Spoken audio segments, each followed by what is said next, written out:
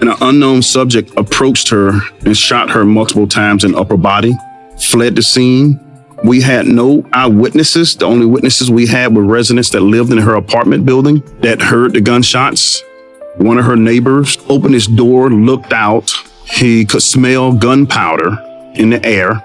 He looked downstairs over the balcony and he could see her lying on the floor in a pool of blood.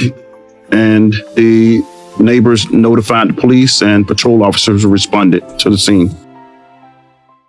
She called me that Saturday and said, "Mom, someone knocked on her door." And then they said that they were FBI. And she said, "I didn't open the door." She said, "I told them to show me some kind of ID or a warrant or something because they put some kind of fake ID up to the peephole." I was totally naive. I didn't think that it was going to lead to somebody killing her. Enjoying the story? Subscribe, like, and share. Drop your thoughts in the comments below.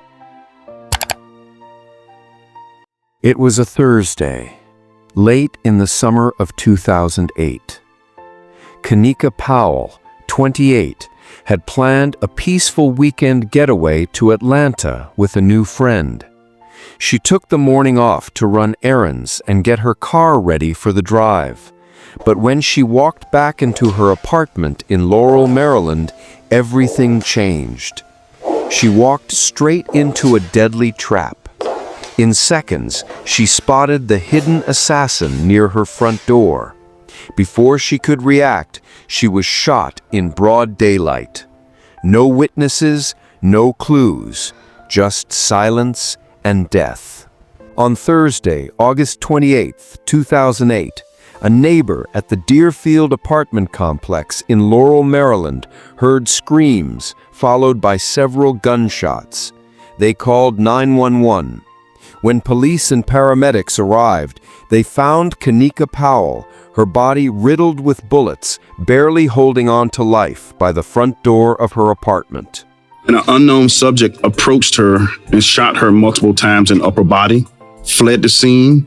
We had no eyewitnesses. The only witnesses we had were residents that lived in her apartment building that heard the gunshots. One of her neighbors opened his door, looked out. He could smell gunpowder in the air. He looked downstairs over the balcony and he could see her lying on the floor in a pool of blood. And the neighbors notified the police and patrol officers responded to the scene. Back in 2008, Sergeant Gregory McDonald was a homicide detective in Prince George's County. Today, he still supervises the cold case squad handling Kanika's investigation. Her neighbors could hear Kanika stating, "No, no, no." And then they heard 4 to 5 gunshots in succession. We did not believe it was a robbery because the subject didn't attempt to take anything. He shot her multiple times in the upper body and fled the scene. All her personal property was with her, purse, car keys, everything of value was on her body. Nothing about the brutal attack made any sense. Kanika's apartment complex was considered a peaceful, safe place in a quiet neighborhood. So why would someone want to kill her? It was a medium-sized apartment complex with normally no criminal activity that we had to deal with on a daily basis. The only way we can look at it was she definitely was the target. We don't have a lot of violent crime in that part of the county. So we definitely know for some reason, whoever was targeting her, she was the direct target. Her mother, Judy, was at work when she got the worst phone call of her life. It was from the police, telling her her daughter had been shot. Judy rushed to the hospital, but by the time she arrived, it was already too late. It was in the afternoon, maybe about 1 o'clock, somewhere around there, when I got a phone call. And it was from, he said, "This is Detective so-and-so, and I'm calling about your daughter, Kanika Powell." And he told me they were at the apartment building. She had been shot in the hallway of her apartment. They took her over to PG hospital, and I needed to get over there as soon as possible. And I guess they didn't want to tell me everything or how bad of shape she was in. At the hospital, I'm still thinking in my head, oh, she gonna be all right. She just probably got shot. And maybe they never told me where she was shot or anything. They just came and told me, your daughter is in bad shape, and we're trying to clean her up now before you come in to see her. And I was like, bad shape? Oh, now I'm just like falling all apart. And that's when I asked her, well, where did she get shot at? And she said, in the head. They had her hooked up to these machines, and I just couldn't believe it. I still can't believe it after 14 years later that my daughter had to go through that. And then people just started coming in. I mean, I still didn't know how serious this was, because I'm asking them, well, when y'all gonna operate? I said, is it gonna be an operation? Because I'm thinking they just gonna go operate, take the bullets out, and my daughter gonna be fine. And they was like, no operation right now. We gotta stop the bleeding. I said, oh my goodness. We were at the hospital all night long up until that afternoon when they pronounced her dead. Kanika Powell was only 28, and she was at the peak of her life.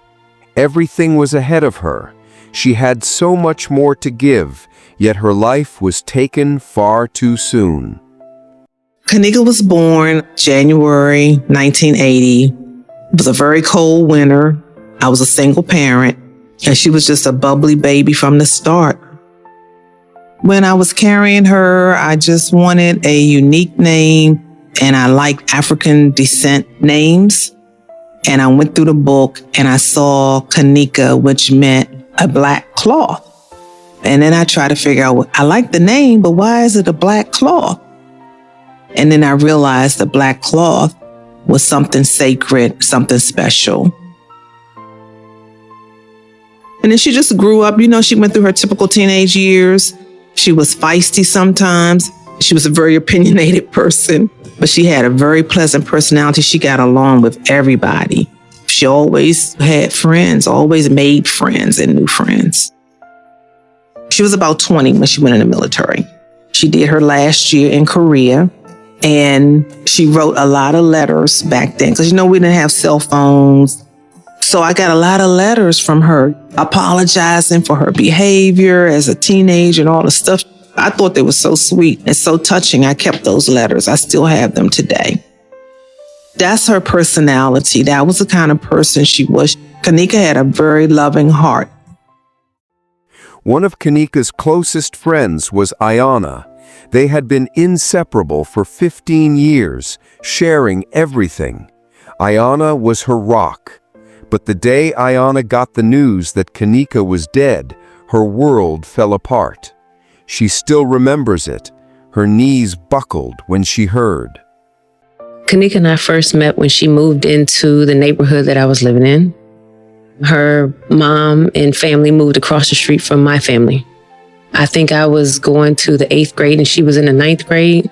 And we just hit it off automatically, just being across the street from each other outside with the other neighborhood kids. And, you know, we just hit it off and became really close and really tight. It was never a dull moment with Kanika. She was very upfront and honest.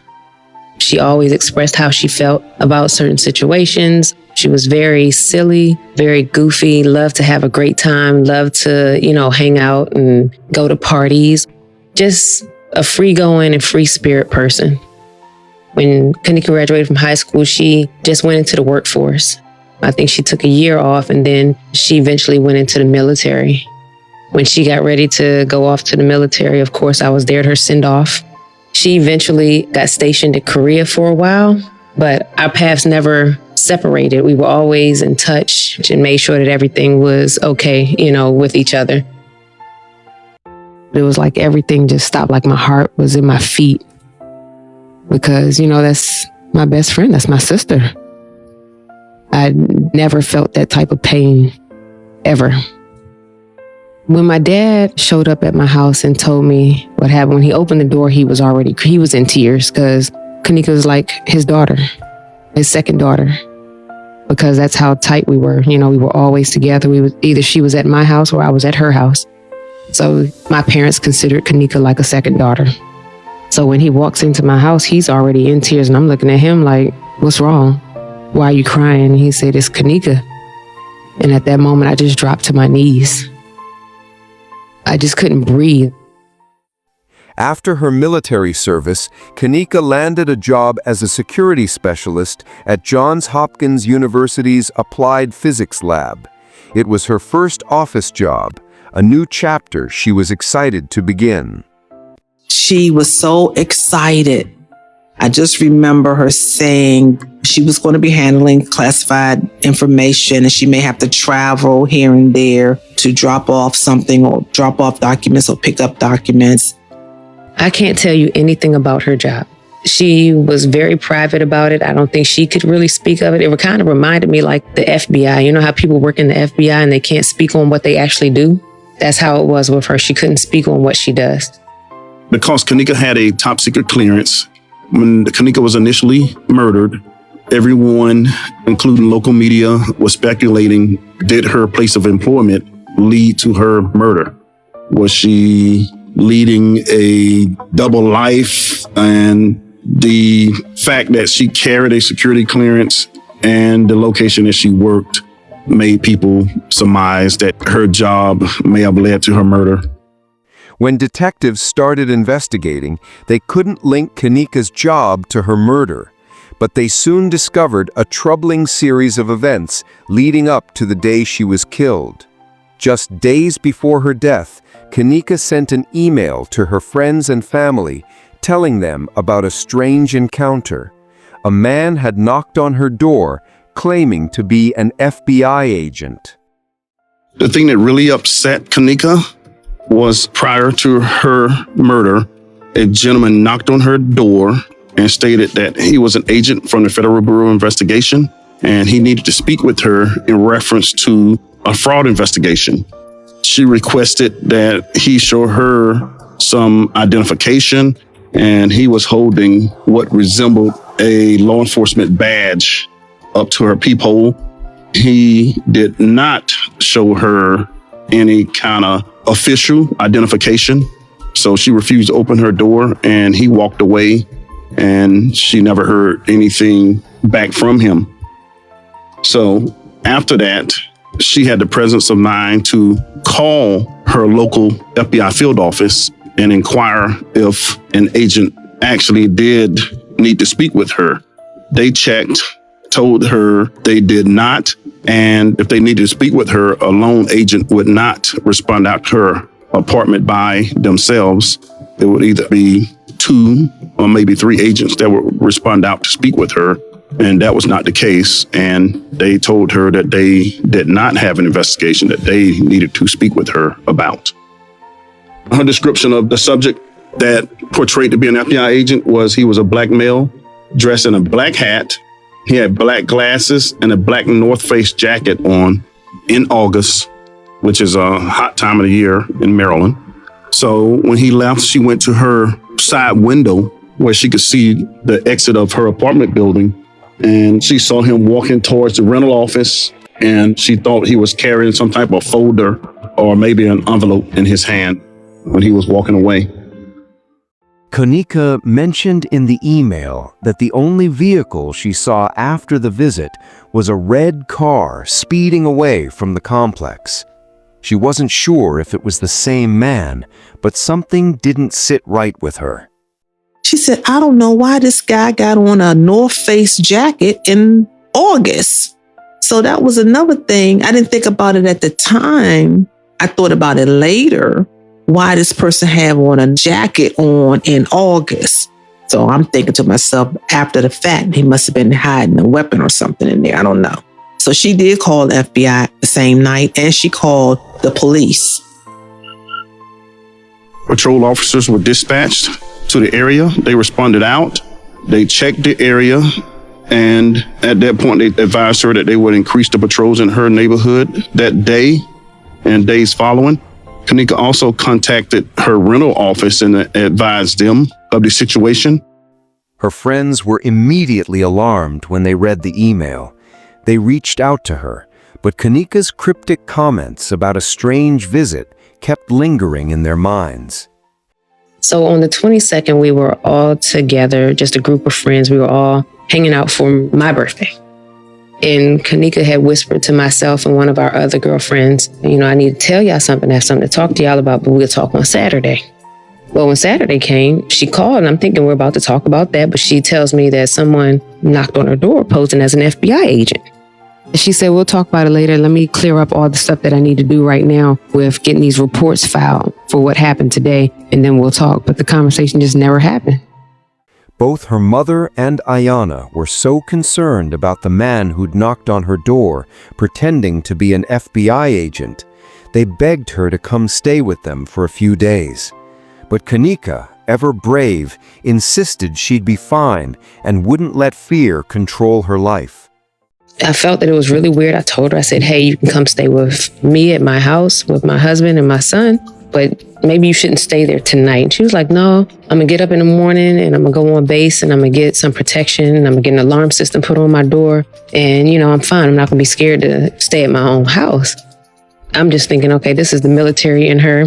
The military made her tough and, believed that she's gonna be okay. And I was like, okay, if you ever feel like you aren't safe, you can always come here. She was like, okay. Just days later, on Wednesday, August 27th, another knock echoed through Kanika's door. 4 days after the first mysterious visit. This time, the man claimed to be from FedEx, trying to deliver a package she didn't order. Several days after the subject portraying an FBI agent came to her door, a gentleman portraying to be from FedEx to deliver a package to her arrived at her apartment building. Someone knocked on her door, said they had a package for her, delivery package. And she said, leave it at the door. No, you got to sign for it. She said, well, I didn't order anything, so I'm not opening my door. And she called FedEx or UPS or whatever. She called them and asked them, had they sent the package to her, and they told her, no, we don't have you on the list for delivery. So that was really scary. Kanika's cousin, who lived across the street, had just arrived home and saw the supposed FedEx agent standing at her apartment door. But this time, there was no delivery truck in sight, just the man standing there, waiting. The subject, they described him as being approximately 6 feet tall. He had facial hair and a beard. He was an African-American male. He had a FedEx shirt on with either short or the sleeves were cut off. He had shorts on that was made like the brand of Dickie style short pants, white socks, tan Timberland boots that he was wearing. They never saw a FedEx truck nearby, nor did they see any type of vehicle that he entered and left the apartment complex in. He walked away and he left their eyesight.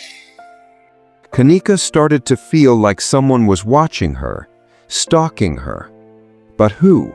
She had no idea. All she knew was that something wasn't right and she was being targeted. When she was telling me about the FBI agents and the FedEx guy coming to the house, I asked her, I said, who did you upset? Like, who did you go off on, or who did you say something to that maybe wasn't right that you could have, pissed somebody off? And she was like, I promise I haven't said anything to anybody. I don't know what's going on. I don't know what's happening. And she said, well, it's really weird because every time I come home from work, there's cigarette butts or black and mild.